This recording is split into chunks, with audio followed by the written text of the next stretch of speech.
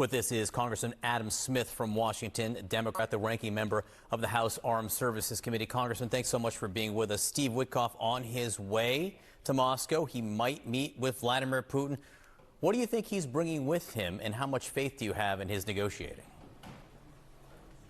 I don't have a lot of faith. I think what he's bringing with him is the message to Vladimir Putin that the sweetheart deal that he was trying to give him just isn't going to work. There was sufficient pushback in the U.S. and a variety of different places, certainly from Europe and Ukraine, that deal is going to have to fundamentally change. Whether or not Russia will be open to that, it's hard to say, because remember what Putin wants. He wants control of all of Ukraine. It does not look like he's going to be able to achieve that. But does he know that yet? And is he willing to cut a deal short of that? The key's on our side.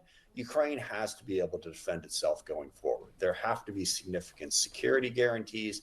And Ukraine certainly can't be giving territory to Russia that Russia hasn't even taken yet. So I think there's a long way to go to actually get to a peace agreement. We'll see what happens in the next few days. I wanted to ask you, Congressman, you are the ranking member of the House Armed Services Committee, which may be doing an investigation now into what happened in the Caribbean off the coast of Venezuela, the reports of this strike and the second strike on survivors in the water there. If you do have an investigation, what specific questions do you have?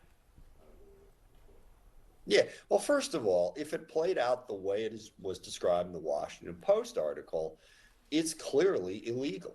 Even if there is a war, and look, a huge part of the problem is the Trump administration has never adequately explained the legal justification for what they're doing in blowing up these boats down in Latin America.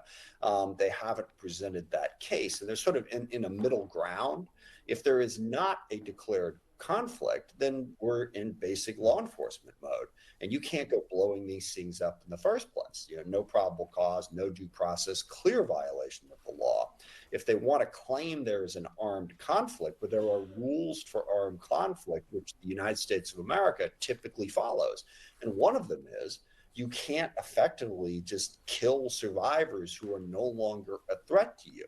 So either way, this is illegal. If it played out the way it did. So number one, what happened? And we have not seen a specific denial from anyone in the White House or the Pentagon. There's been all kinds of, oh, it's fake news, it's blah, blah, blah. But it's a very simple question. You hit the boat once. Was it hit a second time with two survivors on the boat? So that's a big part of it. But the whole operation is in question. As I said, there's questionable legality on the original boat strikes in the first place. And then what are we really doing down there? It's supposedly about drugs, but you've got Donald Trump pardoning the convicted drug dealer, who's the former president of Honduras. So if we're concerned about this, why are you doing that? So we have a lot of questions that the Pentagon and the White House, they simply haven't provided to Congress, which is why you're seeing bipartisan pushback on what's going on. Do you know whether there is video of the entire incident that will prove definitively whether there was a second strike? I do not. And look, the lack of transparency from this Pentagon has been a major problem. I think it's one of the biggest things that's chafed at the Republicans. They're in the majority in the House and the Senate. They can't get access to basic information like that. So I think you're going to see a renewed push in light of this incident and a whole lot of other things. And also, the president obviously is weakening. So there's vulnerability. So I think Republicans are really going to start to push and say, hey, give us answers here. Let me ask, just to be very clear about this, if there was a second strike on survivors, you say that by definition is illegal. An illegal act by whom then? Well, it depends on who gave the order. I mean, and I don't want to prejudge this because this is very serious stuff and we have to know exactly what the facts are.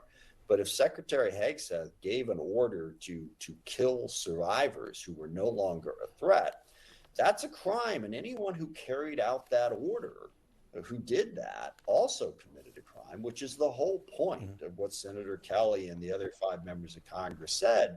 And it's in the UCMJ. It's not something that, Mark Kelly's making up. You are not supposed to follow orders that are clearly illegal. And this Pentagon has put our service members in an incredibly vulnerable position with just an utter contempt for the law. Secretary Hegseth has always felt the judge advocate generals, the lawyers who tell you what's legal if you're in the services. He said nothing but contempt for them, as if the law doesn't apply to him.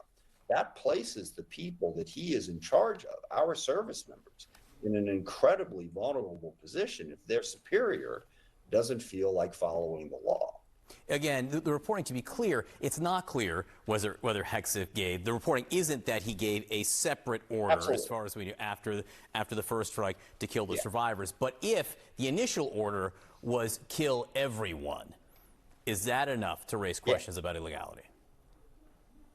It would depend on the circumstances. I can't. It certainly raises the question, and is something that needs to be investigated. That type of order is typically not given and not justified, as far as I know. If that order came out, that would be a huge problem. And again, we got to get the actual facts, and this is where the Pentagon is, part of the problem. They're not giving us the actual details and the facts around this. Congressman Adam Smith from Washington, as I said, the ranking member of the House Armed Services Committee. A lot of questions before your committee over this incident, so thank you very much for being with us this morning. Kate? Also this morning, we are learning more about the man accused of carrying out the ambush-style shooting in Washington, D.C.